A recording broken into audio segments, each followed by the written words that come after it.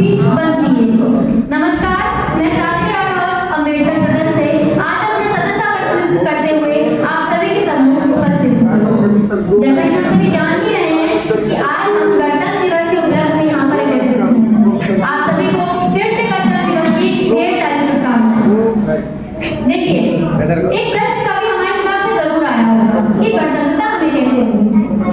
बहुत सारे उत्तर जो हमें प्राप्त होंगे, शायद उनमें से एक उत्तर यह भी होगा क्योंकि हम स्वतंत्र थे इसीलिए गणतंत्र हुए। कभी ये भी प्रश्न आया होगा कि स्वतंत्रता हमें कैसे मिली, क्योंकि कोई उपहार, कोई भेंट तो नहीं था जो 15 अगस्त 1947 को अचानक से हमें तुरंत में प्रदान कर दिया गया। ये तो एक जंग थी, एक लड़ाई थी, एक ऐसी जंग जिसमें हजारों लाखों वीर शहीदों ने अपने तन मन धन सर्वस्व का बलिदान कर दिया केवल इस दिन के लिए जब हम एक तरीके से खुलेआम कोई सभा करेंगे और हम पर कोई प्रतिबंध नहीं लगाएगा, जब हम अपनी अभिव्यक्ति कर सकेंगे और किसी अंग्रेज की अनुमति की हमें आवश्यकता नहीं होगी। इसी दिन के लिए ये लड़ाई लड़ी है।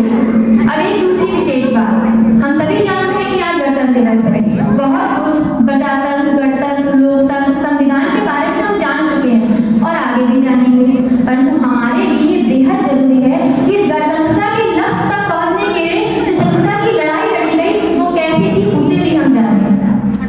एक ऐसा ही छोटा सा कार्यक्रम आप सभी के सम्मुख हमारे सदन के द्वारा प्रस्तुत किया जा रहा है। चलिए रुक लेते हैं हमारे कार्यक्रम की ओर। इतिहास के पन्नों को सही तौर पर देखने पर हम जानते हैं कि 1600 ईस्वी में ईस्ट इंडिया कंपनी की स्थापना हुई। आगे बढ़ते हैं, 1857 में प्रथम स्वतंत्रता संग्राम होता है। 1858 में महारानी विक्टोरिया का घोषणा पत्र आता है। थोड़ा सा और आगे बढ़ेंगे, 1918 में प्रथम विश्व युद्ध समाप्त होता है। उसके बाद अंग्रेजों जो ट्यूटर्स हैं वो भारतीयों के प्रति और भी ज्यादा संवेदनशील हो जाते हैं। प्रथम परिणाम देखते हैं 17 मार्च 1919 का वॉलेट एक्ट, एक ऐसा काला कानून जिसने भारतीयों को बिना किसी वारंट के गिरफ्तार करने की आज्ञा दी। उसके बाद जलियांवाला बाग हत्याकांड। थोड़ा सा और आगे बढ़ते हैं, तब हम देखते हैं साइमन कमीशन। आज जो दृश्य आप अभी सामने देखेंगे वह घटना है 8 अप्रैल 1929 की। जो कारण था 1927 का साइमन कमीशन की नियुक्ति। 1928 में साइमन कमीशन का भारत आगमन और परिणाम निकला लाला लाजपत राय के नेतृत्व में साइमन कमीशन के विरोध में एक भारी जुलूस निकाला गया। मैं एक बार चाहती हूँ जोरदार तालियों के साथ हमारे प्रथम का स्वागत किया जाए। Simon commission, Simon commission, Simon commission, Simon commission, Simon commission, Simon commission. Police वाले आ गए भैया। तुमको हमारी बात समझ में नहीं आती, स्टॉप इट। साइमन कमीशन नहीं बनता, ऐसे स्टॉप इट। लाला जी आप संघर्ष करो, हम सब आपके साथ हैं।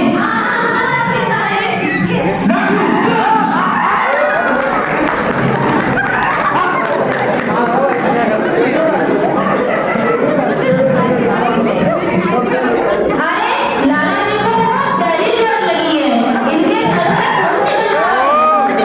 मेरे शरीर पे लगी एक लाठी की कीमत अंग्रेजी सरकार के ताबूत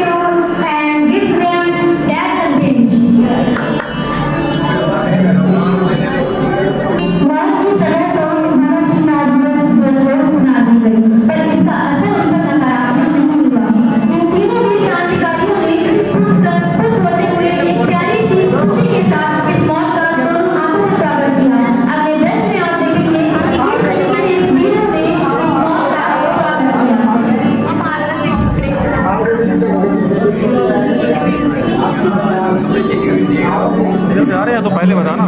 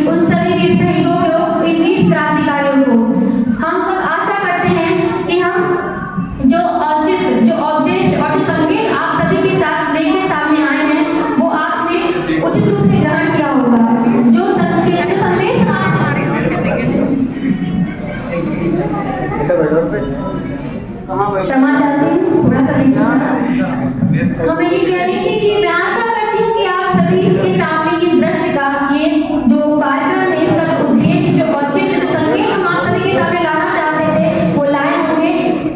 आशा करते हैं कि वो संदेश आप तक पहुंचा होगा और आपने उस संदेश को आत्मसात किया होगा। इसी के साथ मैं अपनी वाणी को विराम देती हूँ और पंक्तियों के साथ कि बलिदानों का ये सपना जब सच हुआ तब हमारा राज सुगंध हुआ, कि बलिदानों का जब ये सपना सच हुआ तब हमारा राज सुगंध हुआ। और हम सलाम करते हैं ऐसे वीर सपूतों को जिनकी वजह से हमारा